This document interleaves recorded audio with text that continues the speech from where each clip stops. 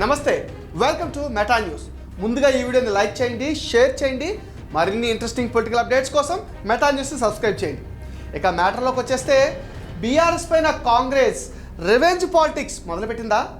కాంగ్రెస్ పార్టీని దెబ్బకొట్టిన కేసీఆర్పై ప్రతిచర్యకు రేవంత్ సర్కార్ సిద్ధమైందా అంటే అలాంటిది ఏమీ లేదని కాంగ్రెస్ చెప్తుంది.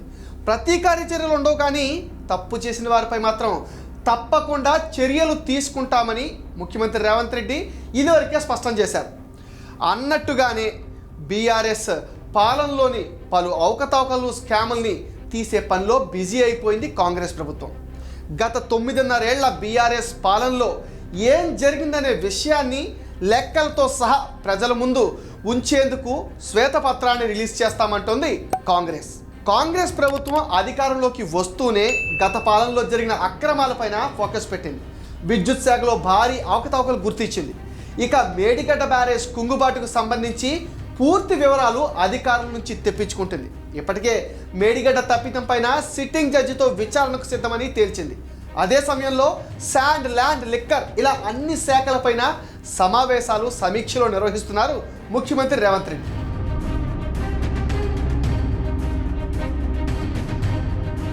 మరోవైపు బీఆర్ఎస్ మాజీ ఎమ్మెల్యేకు వరుసగా షాకులు తగులుతున్నాయి.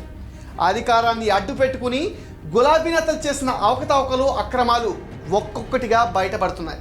బోధన్ మాజీ ఎమ్మెల్యే షకీల్ కుటుంబ సభ్యులకు చెందిన రైస్ మిల్లులో అధికారులు తనిఖీలు చేపట్టారు. 60 కోట్ల విలువైన సీఎంఆర్ ధాన్యం మాయం చేసినట్టు గుర్తించారు. మాజీ ఎమ్మెల్యేలపైన పోలీసులు కేసు కూడా నమోదు చేశారు. అటు ఆర్మూర్ మాజీ ఎమ్మెల్యే జీవన్ రెడ్డికి కూడా అధికారులు షాక్ ఇచ్చారు. స్టేట్ ఫైనాన్స్ కార్పొరేషన్ నుంచి తీసుకున్న 20 కోట్ల రూపాయల రుణాన్ని తక్షణమే చెల్లించాలని నోటీసులు జారీ చేశారు. తీసుకున్న అప్పుకు జీవన్ రెడ్డి కనీసం వడ్డీ కూడా చెల్లించలేదని నోటీసులో పేర్కొన్నారు. తమ వద్ద తీసుకున్న 20 కోట్ల రుణంతో పాటు వడ్డీని కూడా వారం లోపల చెల్లించాలని నోటీసులు ఇచ్చారు.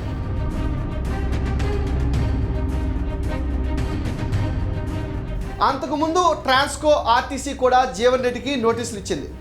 ఆర్మూర్ పట్టణంలో ఆర్టీసీ స్థలాన్ని లీజుకు తీసుకుని జీవన్ రెడ్డి మాల్ నిర్మాణం చేపట్టారు. లీజ్ బకాయిలు కూడా చెల్లించకపోవడంతో మాల్ను ఆర్టీసీ అధికారులు సీజ్ చేశారు. ఆర్టీసీ అధికారులకు 7 కోట్ల రూపాయలు బకాయి చెల్లించాల్సి ఉంది. అదే సమయంలో విద్యుత్ శాఖకు 2 కోట్ల రూపాయలు బకాయి చెల్లించకపోవడంతో విద్యుత్ కనెక్షన్ కూడా తొలగించారు.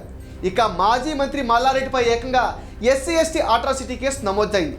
షామీర్పేట ఎంఆర్ఓతో పాటు మల్లారెడ్డి పైన పోలీసులు కేసు నమోదు చేశారు. ఎన్నికల సమయంలో మల్లారెడ్డి ఎస్టీలకు చెందిన 47 ఎకరాల భూమిని కబ్జా చేశారని ఆరోపణలున్నాయి. బాధితుల ఫిర్యాదుతో కేసు నమోదు చేశారు పోలీసులు. మొత్తంగా బీఆర్ఎస్ పాలనంతా అస్తవ్యస్తమే అంటున్న హస్తం పార్టీ గత ప్రభుత్వంలోని లుసుగులన్నీ బయటకు తీస్తుండడంతో బీఆర్ఎస్ శ్రేణుల్లో టెన్షన్ మొదలైంది.